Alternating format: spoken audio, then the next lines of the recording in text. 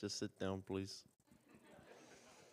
Um, I did not know there was that much driving. That is a lot of driving. I was looking at it like, whoa, who's doing that? Um, praise God. Um, yes, it's only 2 days now. Me and Pastor Jim will be going. I'm very excited. Very excited. I I think like when I say I'm excited, I'm still like I understand it's not necessarily a holiday because it's not necessarily a holiday. Um, it's serious and it's important and it means something to me and I believe Pastor Jim a lot, really. And yeah, my heart coming up to it, the more I think about it and even envision what it was like last year, I just start to, feel a great sense of purpose and meaning. I think it is easy to get caught up in life and just, because I'm a builder, for those who don't know, and just think, oh, I'm just working the 9 to 5 and counting down the days to go to Africa, and then that's when I'm in my element. But looking back, I just want to share with you guys a little bit of what my life as of late has been. So me and Joseph, we go to City Fitness in Invercargill. Big up City Fitness. It's a gym. And we gym, but we're very sociable. We've met a lot of people there. And some of the people that we've met, we get close with, and we even hang out outside of the gym with them. And we've got to know them. And this thing that some of them have said to me and Joseph alike is, there's something different about you. And that's that we are Christians, and that we do have a faith, and that we do believe. And it's not just a back burner thing. And that we have this love in us that we share with them, and they can see it. And the evidence of that, it almost brings a tear to my eye. And I'm sharing this to say that, though we are now going to Africa, sharing the gospel, preaching truth and life into the lives of those over there, that you have ministry available to you here. And that it's not just a place you need to go to minister to the lost. That it's your actions wherever you are, in your work, in your job. Me and Joseph aren't just at the gym, two brutes, like, and forgetting that there's people around us. If you're too caught up in what you're doing, you miss the fact that there are people around you who are lost. So, in saying that, I look back and I think, though we are going, we have this opportunity all the time. So never lose focus. Never lose focus in what you are called for and what your purpose is. You can't just get caught up in a grind. And it's easy, but you can't do that. That's not what Jesus paid for. But so my heart coming into this, I'm very excited, as I said before. I can't wait to spend all the time with Pastor Jim. He ran away to Tiana. Haven't seen him a lot. That's okay. He said to me, we'll have 8 weeks to catch up. And that's true. We will. So that will be good. But no, I'm excited. There's a lot of people we met last year that we'll get to see again. Inspirational people. Some of the people we met last year that Pastor Jim knew as well. There's so much devotion over there. People really giving up their lives.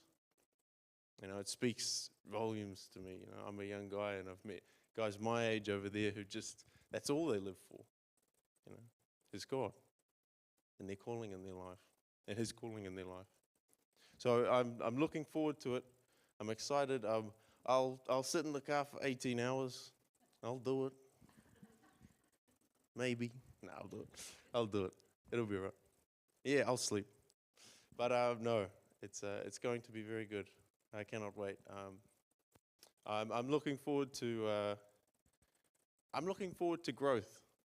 I believe even from last year, I came back with new prospects in life, a new perspective in life, and development in my faith. It definitely changed me coming back from last year, and I believe for the same this year. And I thank you all so much for all your input.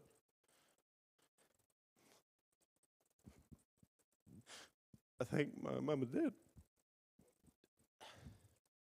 for the input in the man I am today,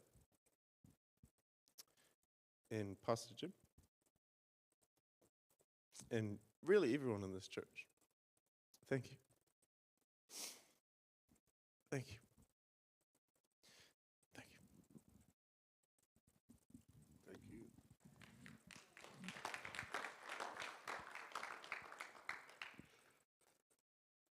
Oh. Well, we're off again. This is the 12th time, I think, that I've been, and you know, it's really, really good to be able to see, to take somebody like Jonah with me, and to see the heart of God being brought out, and it's true what Jonah said, you know, that it's not all about Africa, it's about where God wants us.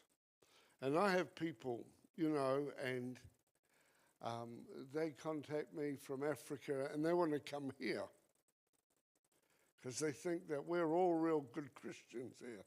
They're the real good Christians. I'm not saying that you're not good Christians here, but as a nation, their nation is far more Christian than our nation.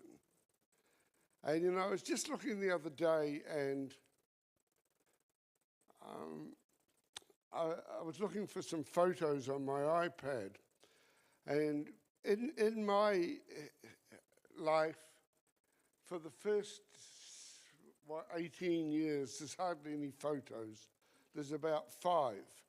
And I was looking at them, and I thought, you know, because I told you, didn't I? I won a baby contest, you know. And I was looking at these photos, and I was thinking, you know, after all these years, you're still good looking. But no, I was looking, and I thought, and most of you know my life history, and I don't want to get into that, but I'm going to for a bit. No, you know, when I was 8 years old, my parents split, and my sister and I, we were left behind by both of them, and my life wasn't good, and yet today I looked at all the rest of the photos, you know, and all the photos are of me places I've been to, and Linda and now Marie, places I've been to where I've ministered and spoken into the lives of people. And you know, at my age now, people ring me up and they send me messages that they see me on Facebook, and they say, oh, you know, 40 years ago. I mean, Jonah, last time we went, he stood up and said, I had a word over him when he was 12 or something, and they're talking about how their lives have changed. And I look at this little boy and this is how I feel, I don't know whether it's true, but that nobody wanted, but that God took and used. And you know, we are privileged people. We are privileged people. It doesn't matter whether we live in Africa or Asia or wherever we live. We're privileged people simply because we know the truth. And my heart is for New Zealand. I know I go to Africa, but my heart is for New Zealand. My heart is for here. My heart is for Tiana. My heart is, I don't know, my heart is being chopped up a bit at the moment. But there are people that are dying around us, and they don't know Jesus. And I've always said, if you can't preach the gospel at home, you can't preach the gospel anywhere. And it's like Jonah said, We can be doing our thing and we don't see the people around us. But that's not what this church is about. We're about the dinners at the farmers' dinners and different things, reaching out and touching the life of people. I'm so excited because, you know, in Kenya, I get two different people from time to time to organize it. There's Pastor Tony and there's Pastor Job. And Pastor Job is I talk a lot about Paul. He's Paul's dad, and Tony. I met Tony, and they take turns really of organising where I go, the itineraries, and they take us to different places. So we meet different people and go to different towns and things like that. And then, of course, Pastor Haggai's been here and 2 or 3 times, and he's in Kampala, and he organises Uganda for us. And yes, there's a bit of travelling, but it's not all on one day. And so there's a little bit of a rest to do some preaching. And Guy just contacted me the other day, and he wants me to do well, you're only coming for a few hours, but I've arranged a baptismal service as well. And so it's looking good. But you know, my heart, we got involved in the orphanage, the 3x3 Trust that sponsor me, and the orphanage there, Everest Orphanage in Uganda. And you know, Marie and I got married a few months ago, and we didn't want presents. We wanted to give money to the orphanage. And the wonderful thing about it was we got $4,700. And the other day, a few weeks ago, I sent the money off to them. And originally, they want a new dormitory. Now, if you don't know the orphanage, because I'll just tell you, it started off by a guy when he was 18 years old, Derek. And he just had a birthday the other day, and he's 24. And he's got 66 kids that he's taken off the street. It was just wonderful, wasn't it, Jonah, to be there, you know. They made me feel like a celebrity, because when I went to get out of the car, they all rushed at the car and I got pinned back. They didn't worry about Jonah, but no, and they just they sang songs for us, didn't they? And when we left, they gave us food to take for the journey, some bananas and things. And I thought, we're meant to be bringing the food to you. But anyway, Derek, he's just so committed. And he showed me on there, they built themselves, they built this orphanage. And he wants one more room now for the boys to sleep in. And so we sent our $4,700 to them. And at first I thought, oh, we'll just do it and they can build the room. But then they didn't have school fees and clothes and food and stuff like that. And I thought it'd be terrible just to have that money sitting in the bank and be hungry, you know, or be unclothed. So what they did was, I just said, here's the money. And so they paid the kids' school fees. So every kid this term has gone to school. They paid the school fees. The trust send them $500 every month anyway to help with food and stuff like that. They paid the medical expenses. And he bought bricks for the church. And he showed me the bricks. Showed me a photo. And it would half fill this room, really. It was You know, over there, I don't know whether you saw Anita when you went there, but when they mould the bricks and then they put them in like a big, huge haystack and then they set fire to it and it burns all night. And then the bricks are whatever, they're baked or whatever you do, and they're bricks. And he managed to get the bricks. And what they did for the kids was every kid got new clothes, brand new clothes, and new shoes. And I don't think they'd ever had anything new before.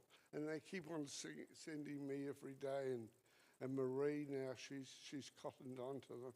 They didn't know what to call Marie, so they asked her if they could call her sister. What was the other? Yeah, sister, grandma, or queen. So they obviously are moving in the spirit because Marie is a real royal supporter. And now when I walk into the room, I have to.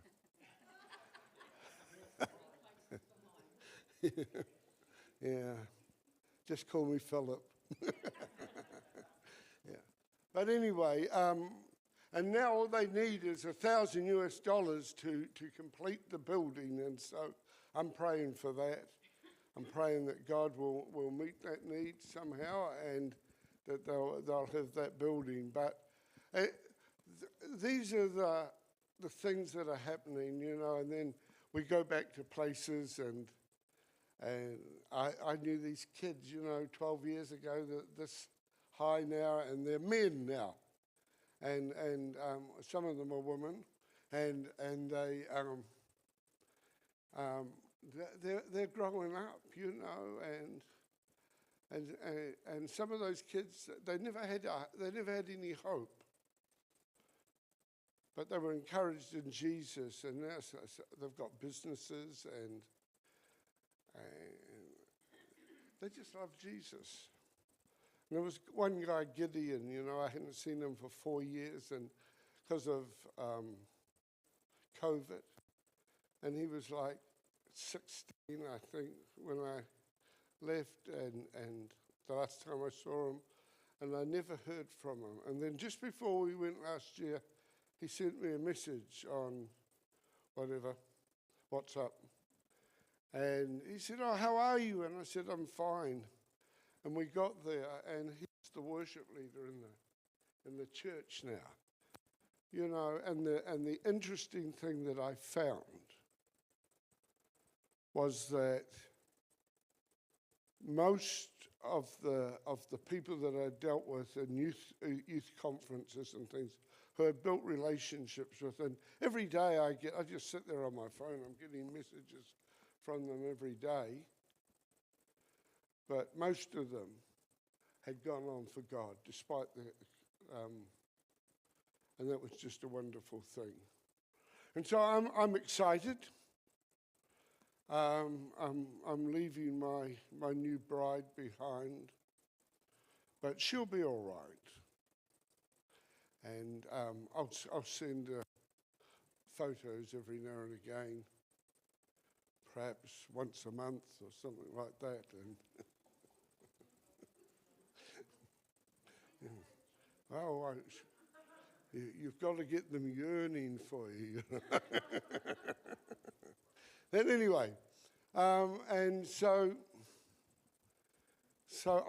I'm excited, and Anita's told you where we're going. We're going to have one.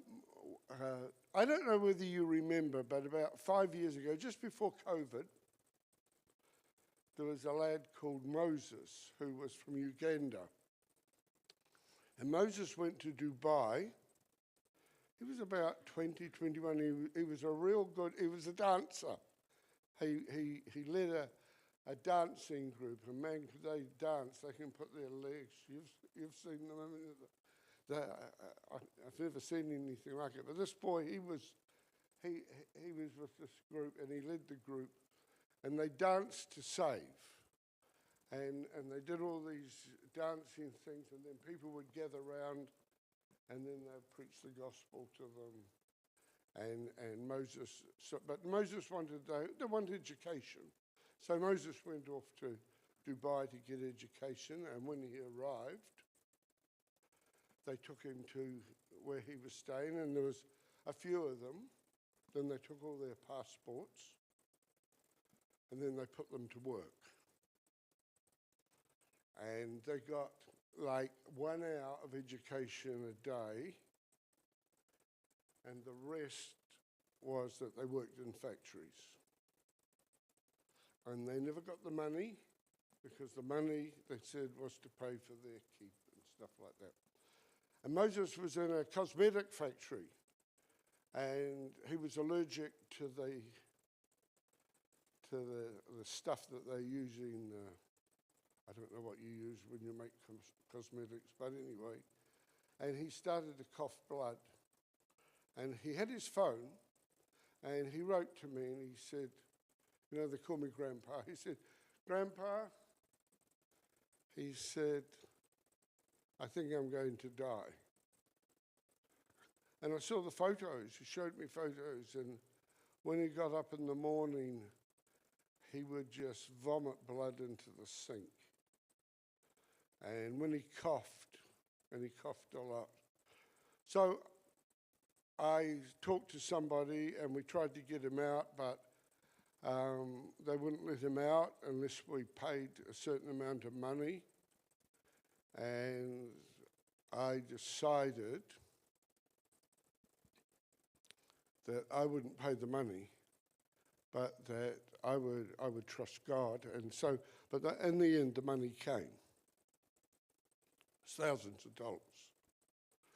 So he got to the airport to come home, and they had his passport. So they brought his passport to him 3 hours after his flight had gone. And so he couldn't go, so he had to go back with them.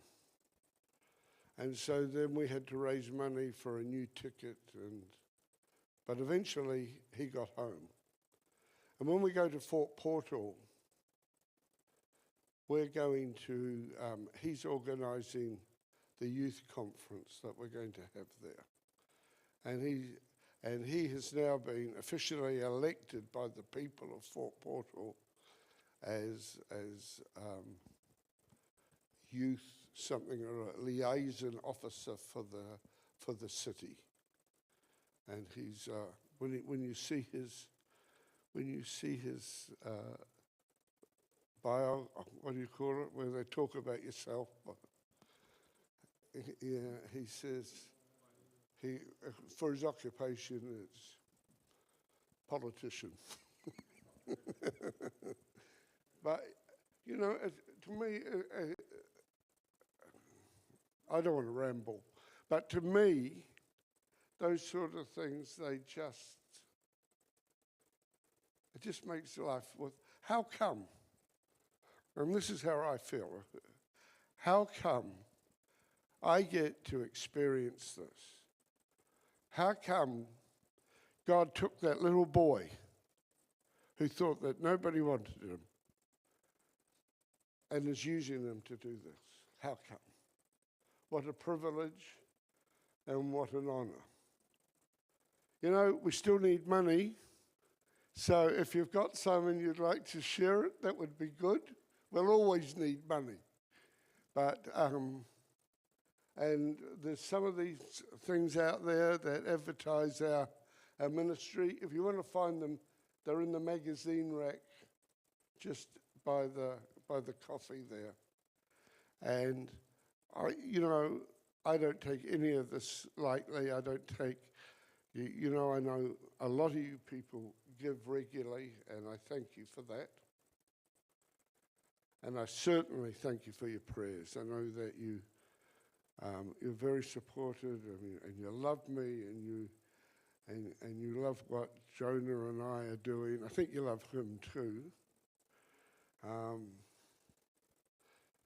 But I don't know what else to say, but thank you very much, and God bless you.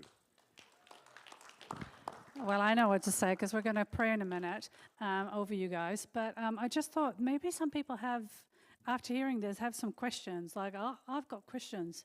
Who's driving you? Yeah, like, who do you have?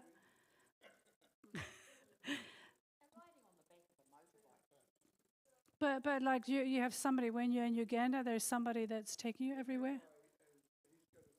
Yep. But Haggai is going to be here as well in New Zealand. Okay, yeah. And in Kenya?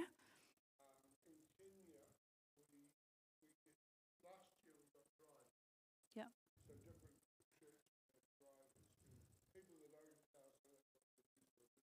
Yeah.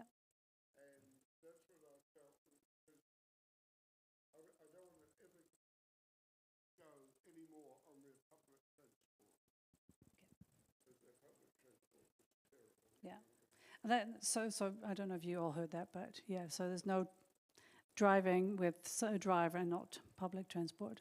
I remember your early days when you were literally, you were on the motorbike, and I know, and the road didn't even look like it was a road. We were in Job, who is organising this. We had to go to this place in the slums. And so we went into Nairobi, into the centre of the town, and we went in a van, like your van, but older, but with 20 people or 30 people in it. You know, it was just they had where the row in the middle, you walk in. They even had wood there so you could sit on it, and. So we took the van in, and then we got to a place, and it's the main highway. It's called the Mombasa-Nairobi Highway. So it's got there's 20 million people or something in Nairobi. So there's all these cars going up and down. And he said, well, we're going into the slum area, which I'd been in several times, and we have to get a motorbike. So we got a motorbike. Here's these guys, they know where the bus stops, and they're all sitting there. And you pay them and you take them on the motorbike. So there's 4 lanes going. They drive on the same side. There's 4 lanes going this way and 4 lanes going that way. But we get off the bus, and the lanes are going that way, but we want to go this way. So I thought they'd go up and then they'd go round. No, we got on a bike each, and we went. And here's thousands of cars coming. It was like a movie. And we're on the motor, in and out, all the way. And I thought, oh, this is the day. I'm going to see Jesus. Please make it quick. But I'm not doing that anymore. I've just put my foot down about that. That's good. Any other questions? We're in a minute. We're just going to pray over you guys, lay hands, and pray you out. Any questions from the floor to them?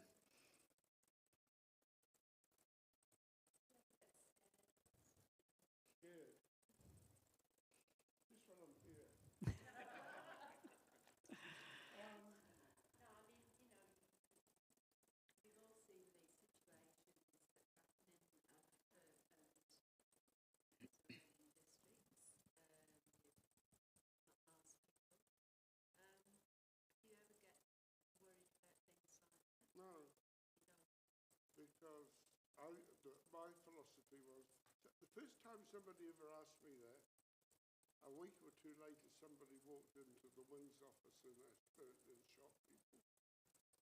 And It can happen anywhere. And just last week, the other day, I walked in, just a few days ago, and I trust God. I'm not saying that I haven't been in situations where I know. One time in Uganda, I was at a wedding, and then about 11 o'clock they dropped me off, and I was just on a road. I had a pastor with me, but it was in the country, and they just dropped us there, and we just stood there until a vehicle came, and these guys in motorbikes came, and